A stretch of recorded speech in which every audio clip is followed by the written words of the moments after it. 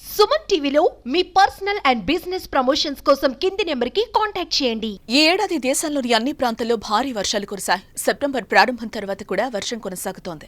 IMD ప్రకారం ఈ వర్షాల శ్రేణి అక్టోబర్ మొత్తం వరకు కొనసాగుతుందని అంచనా. ఇంతలో లానినాకు సంబంధించి వాతావరణ శాఖ నుండి పెద్ద అప్డేట్ వచ్చింది. లానినా ప్రారంభం సెప్టెంబర్ నెలలో చూడొచ్చు. సాధారణంగా వర్షాకాలం చివరిలో సంభవించే లానినా ఉష్ణోగ్రతలో తీవ్ర తగ్గుదలను కలిగిస్తుంది.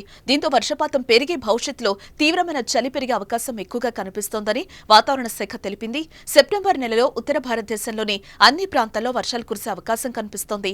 లానినా ప్రభావంతో అక్టోబర్లో కూడా వర్షాలు కురిసే అవకాశం ఉందని తెలుస్తోంది. ఇక సముద్ర ఉపరితల ఉష్ణోగ్రతలో చిన్న మార్పులు వాతావరణంలో పెను మార్పులకు కారణమైనట్లే ఎల్నినో లానినా సంఘటనలు ప్రపంచవ్యాప్తంగా వాతావరణ నమూనాను మార్చగలవు.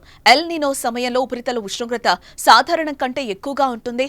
మరోవైపు లానినా సమయంలో ఇది సాధారణం కంటే చలిగా మారుతుంది. లానినా సందర్భంగా బలమైన తూర్పు గాలులు సముద్ర నీటిని పడమటి వైపుకు నెట్టివేస్తాయి. దీని కారణంగా సముద్ర ఉపరితలం వేగంగా చల్లబడుతుంది. అలాగే ఆకాశంలో మేఘాలు వర్షం కురిసే అవకాశాలు ఉన్నాయి. అలాగే వర్షం తర్వాత చలి తీవ్రత పెరిగే అవకాశం ఉంది.